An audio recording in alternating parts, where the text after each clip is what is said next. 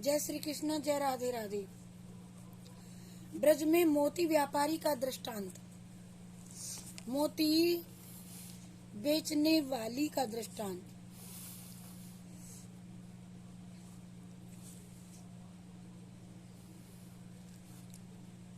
सरदुदाशये साधु जात सत, सरजी जो धरा श्री मुजाद्रसा। सरदुदासये साधु जात सत, सरसी जो धरा श्री मुजाद्रसा। सूरत नाथु ते सुलगुदासी का, वरद निघ्नतो नेय किं बदा। सरदुदासुये साधु जातु सत, सरसी जो धरा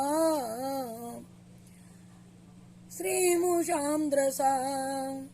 सुरतु नाथु ते सुलगुदासी का, वरद निघ्नतो नेय किं बदा। भागवत। हमारे प्रेम पूर्ण हृदय के स्वामी, हम तुम्हारी बिना मोल की दासी हैं। तुम शरद कालीन जलाशय में सुंदर से सुंदर सरसिज की कर्णिका के सौंदर्य को चुराने वाले नेत्रों से हमें व्याकुल कर चुके हो। हमारे मनोरथ पूर्ण करने वाले प्राणेश्वर, आज आप हमको भूल क्यों गए हो? जब जब भी गोपिकाओं ने तुम्हें पुकारा, भाव पैदा हुए, तत्क्षण उनकी मनोकामनाएं आपने पूर्ण की थी। जब जब गोपियों के हृदय में जो भाव पैदा हुए, तत्क्षण उनकी मनोकामनाएं पूर्ण की। एक दिन ब्रजरानी के घर श्री कृष्ण चंद्र की वर्षगांठ का उत्सव था। सभी ब्रज देवियां श्याम सुंदर की दिव्य झांकी पर न्योछावर हो रही हैं। उत्सव अपराह्न में समाप्त हुआ। विप्र पूजा, अतिथि पूजा, अभ्यागत अर्चना, बंधु बांधव, कुटुंब सहभोज सबसे निवृत्त होकर के अब कहीं माता यशोदा ने अपने नीलमणि को खेलने की आज्ञा दी।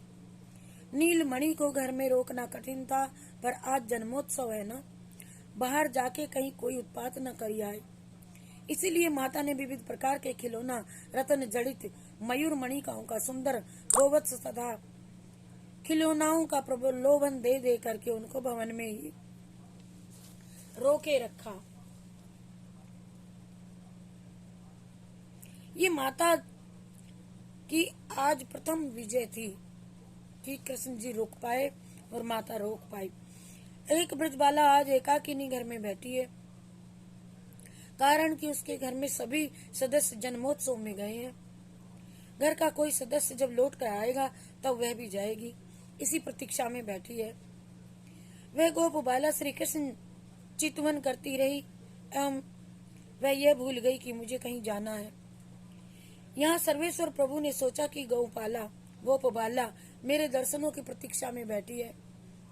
अब आप एक क्षण भी नहीं रुके और ब्रजबाला के घर पधारे। उसके घर जाकर बोले, क्यों री तू क्यों ना आई मेरे घर? अब सब ग्वालिन तो वहां पर हैं। गोप बाला के कानों में तो आज सुधारस बरस रही है। श्री कृष्ण की ओर दौड़ी और प्रभु का हाथ पकड़ लिया। अब तो भगवान को भय होने लगा कि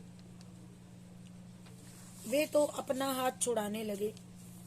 बोले, री मेरा हाथ क्यों पकड़ लिया? छोड़ दे, मुझे देर हो रही है। किंतु वह न छोड़ती है और कोई उत्तर भी नहीं देती है, केवल हंसने लगती है। अब तो प्रभु ने स्वयं छूटने की युक्ति बनाई और गोप सुंदरी के वक्ष स्थल पर झूलते हुए मुक्ताहार का उसका जो हार था वह तोड़ दिया।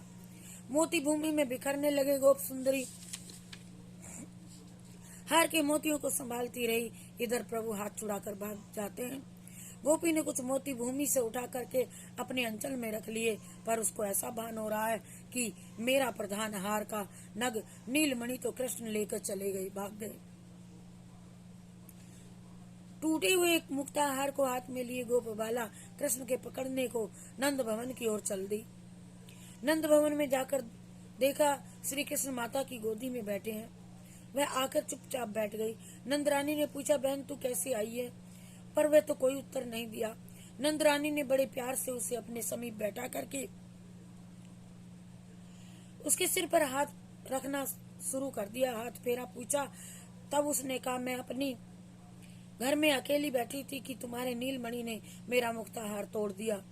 माता यशोदा ने नीलमणि से पूछा, कृष्ण तूने इस गोप बाला का हार तोड़ा है? श्री कृष्ण ने कहा, हाँ माँ हाँ, इसने मुझे पकड़ा, मैंने हार तोड़ दिया। सभी गोपियां उसका उत्तर सुनकर हंसने लगी। हे ब्रजरानी ने कहा, बेटा किसी का हार नहीं तोड़ते, ये मेरा हार ले, गोप बाला को तू दे दे। श्याम सुंदर ने माता का हार लेकर गोप बाला के